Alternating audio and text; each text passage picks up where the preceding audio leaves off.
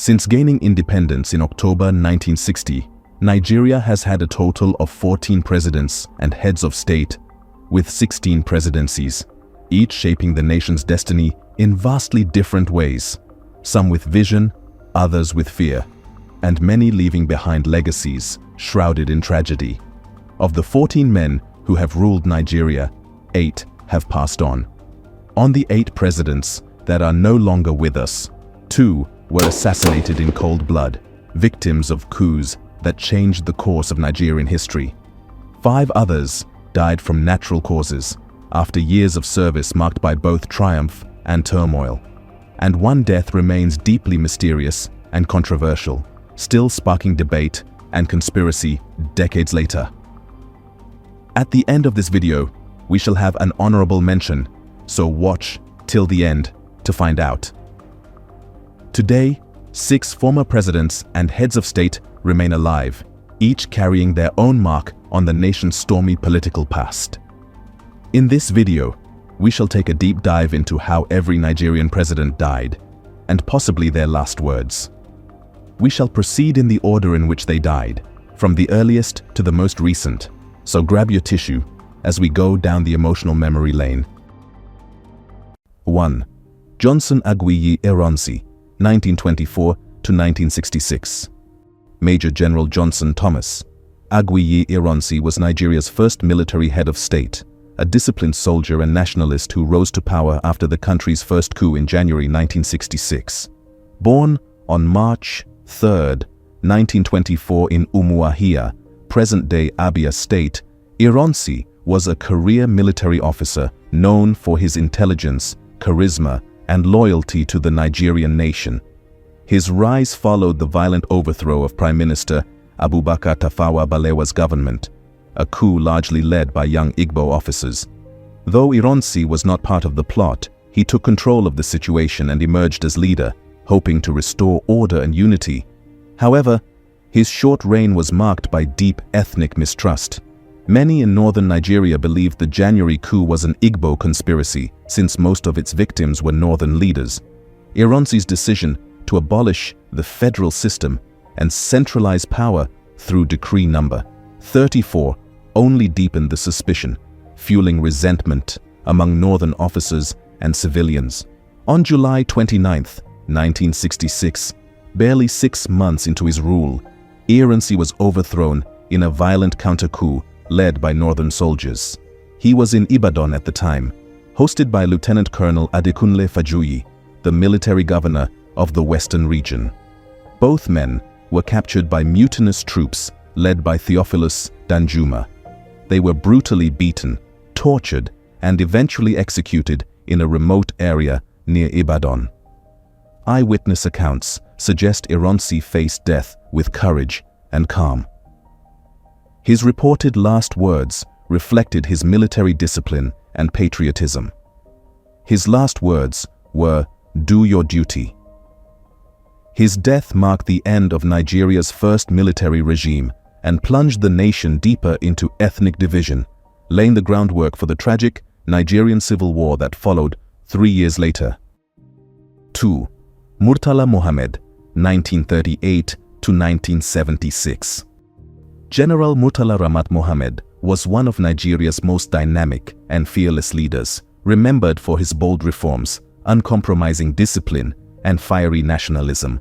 Born on November 8, 1938, in Kano, northern Nigeria, he joined the Nigerian army in 1958 and quickly rose through the ranks due to his intelligence, courage, and commanding presence. After years of military service, including his participation in the Nigerian Civil War, Murtala became one of the key figures who helped end the conflict in 1970. He seized power on July 29, 1975, through a bloodless coup that overthrew General Yakubu Gowon, while Gowon was attending an OAU summit in Uganda.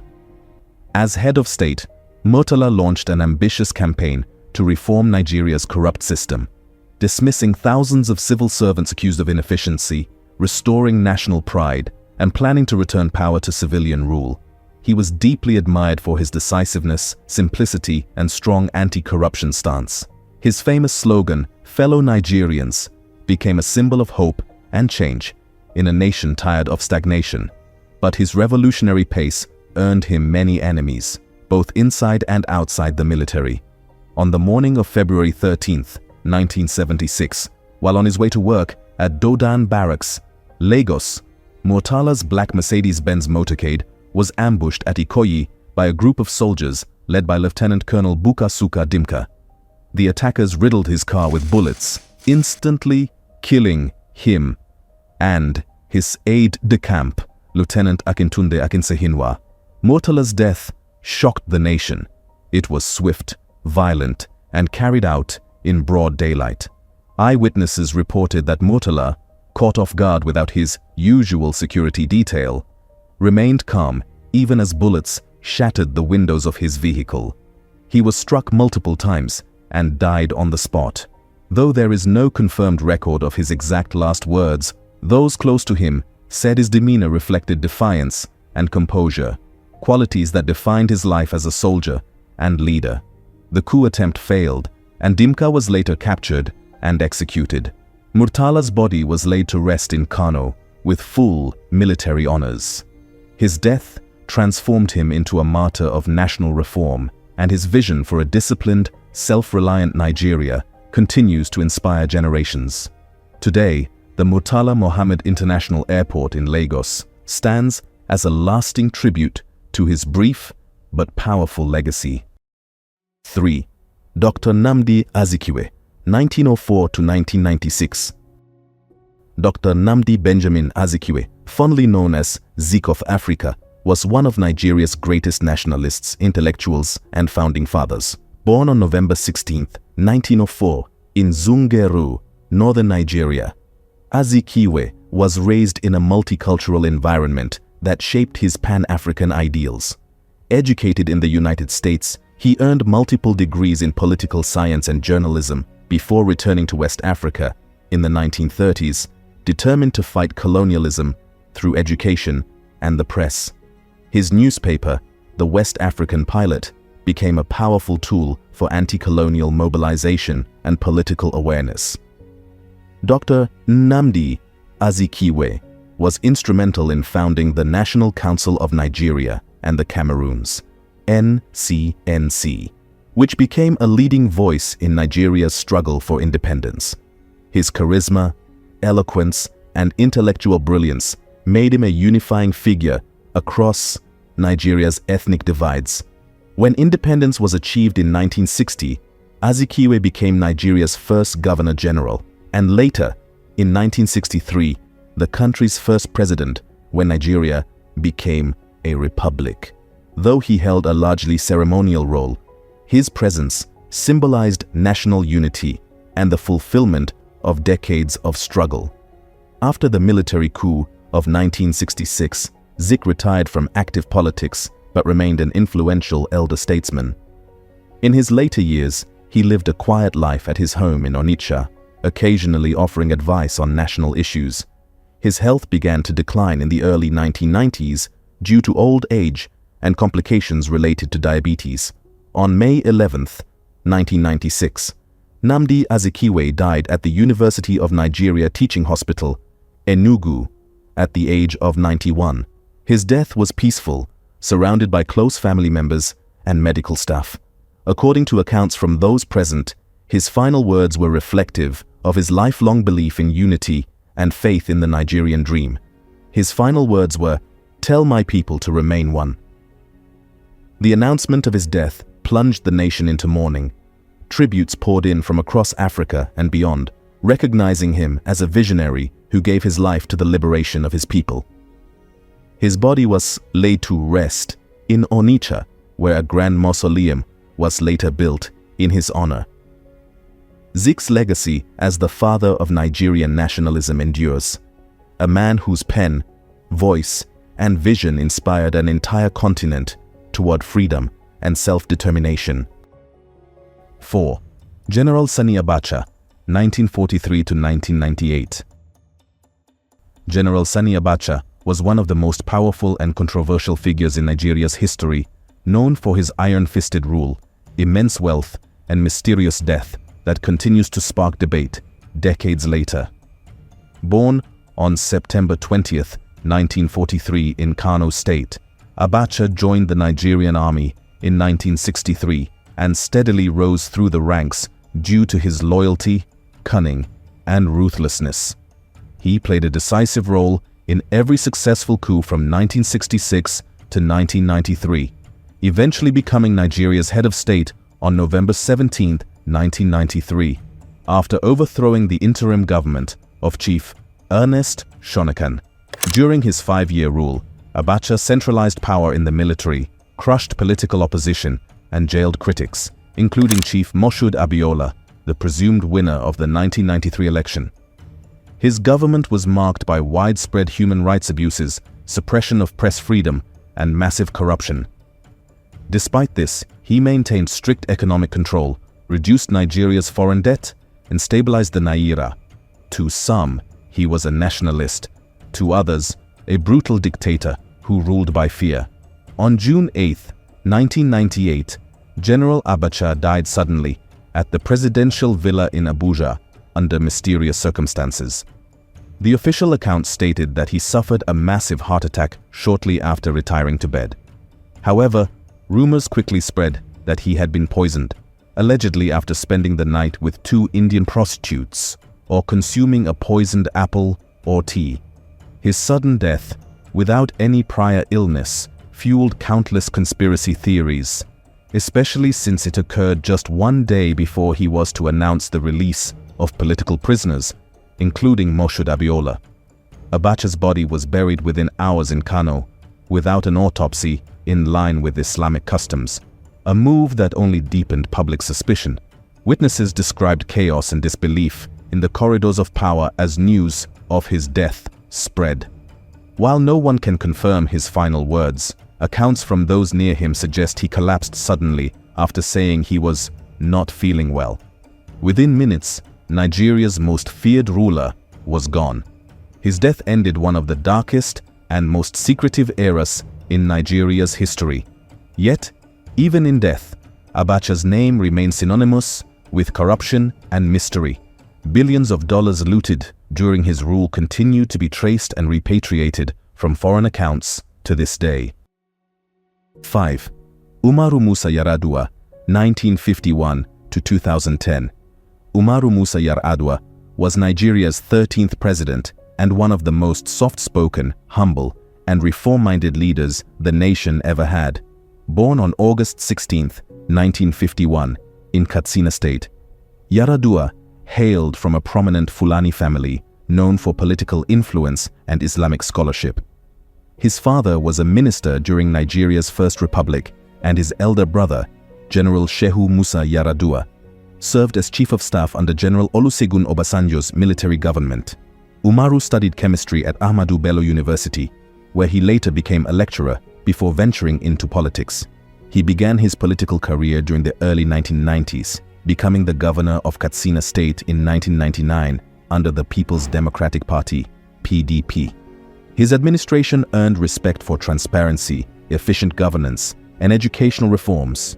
In 2007, after President Olusegun Obasanjo's controversial third-term attempt failed, Yar'Adua emerged as the PDP's presidential candidate. He won the April 2007 election and was sworn in as Nigeria's president on May 29, 2007, succeeding Obasanjo. Yar'Adua's presidency was marked by sincerity and reform efforts. He launched the 7-point agenda, focused on energy, infrastructure, education, and anti-corruption. He also initiated the Niger Delta Amnesty Program, bringing temporary peace to the oil-rich but volatile region. However, his health, long plagued by a kidney condition, soon became a national concern. In late 2009, Yar'Adua was flown to Saudi Arabia for medical treatment due to pericarditis, an inflammation of the heart lining. For months, he was absent from public view, sparking political uncertainty. He was secretly flown back to Nigeria on February 24, 2010, but remained critically ill and under intensive care inside the presidential villa, Abuja. Only his wife, First Lady Turai Yar'Adua, and close aides had access to him, fueling rumors and controversy about the true state of his health. On the night of May 5, 2010, Umaru Musa Yar'Adua passed away quietly in Aso Rock, reportedly from complications of heart failure. He was 58 years old. Witnesses say his last words, whispered weakly to his wife, were a prayerful reflection of his faith. Allah, forgive me and bless Nigeria. His death marked the first time a sitting Nigerian president died in office. Yar'Adua was buried the next day in Katsina with full Islamic rites. His passing left behind a legacy of honesty, humility, and genuine leadership, qualities that many Nigerians still regard as rare in the nation's turbulent political history. 6. Alhaji Shehu Shagari, 1925 to 2018. Shehu Usman Aliyu Shagari, born on February 25, 1925, was Nigeria's first democratically elected executive president, serving from 1979 to 1983. A teacher turned politician, Shagari rose through the ranks of public service during Nigeria's First and Second Republics. His presidency marked Nigeria's return to civilian rule after years of military dictatorship, but it was marred by economic decline, corruption allegations, and rising ethnic and religious tensions. His government was overthrown in a military coup led by Major General Muhammadu Buhari on December 31, 1983. In his later years, Shagari lived a quiet life in his hometown, Shagari village in Sokoto State, remaining respected as an elder statesman who often called for peace and unity. His health began to deteriorate in 2018 due to age-related complications.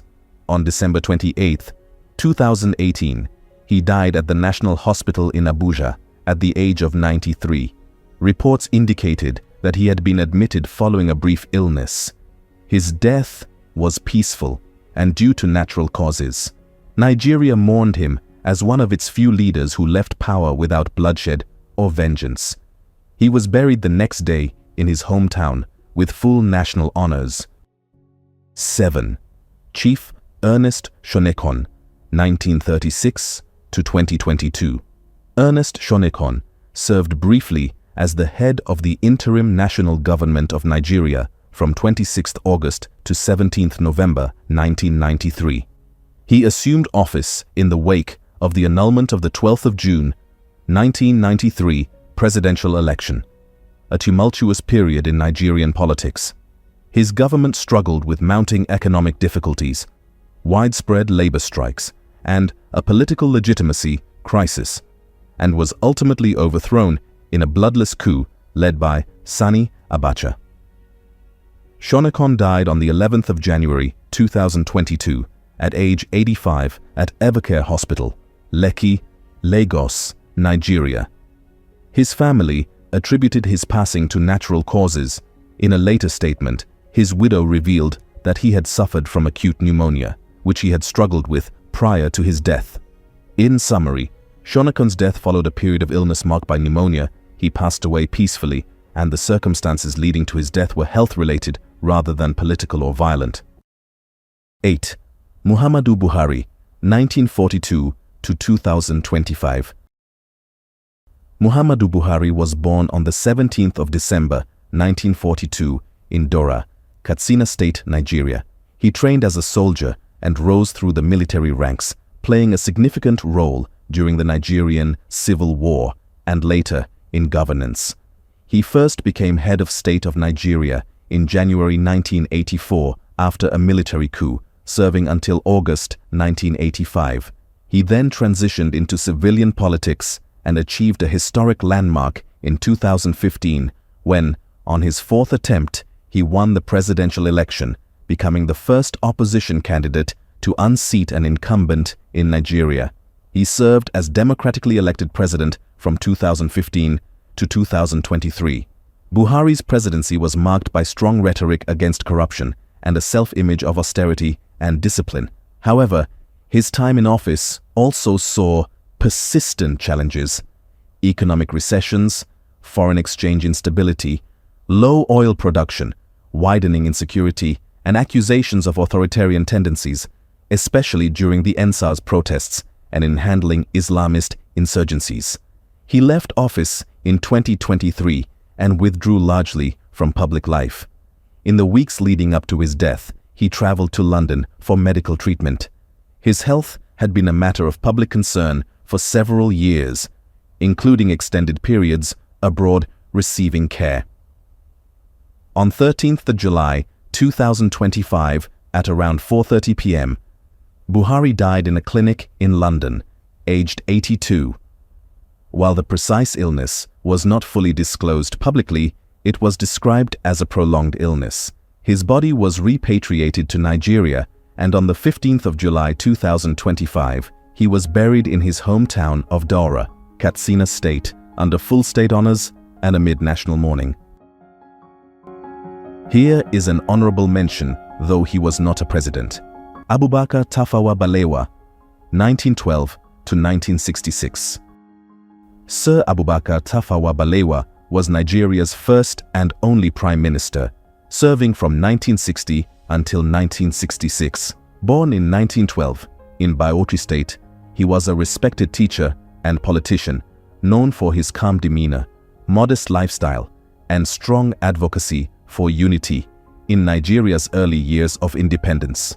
As leader of the Northern People's Congress, NPC, he played a crucial role in leading Nigeria to independence from Britain on October 1, 1960. However, his government soon faced growing regional tension, corruption, and ethnic division. On January 15, 1966, a group of young army officers staged Nigeria's first military coup, targeting key political figures. Tafawa Balewa was kidnapped from his home in Lagos during the coup and later found dead by the roadside along Lagos-Abeokuta Road days later. The exact cause of his death remains unclear. Some reports suggest he was shot, others claim he was strangled. His last recorded words to aides reportedly were, "I hold no grudge against anyone. Whatever happens, let Nigeria remain one." Balewa's assassination marked the tragic end of Nigeria's First Republic and remains one of the country's darkest political moments. He is remembered as the golden voice of Africa for his eloquence and diplomacy.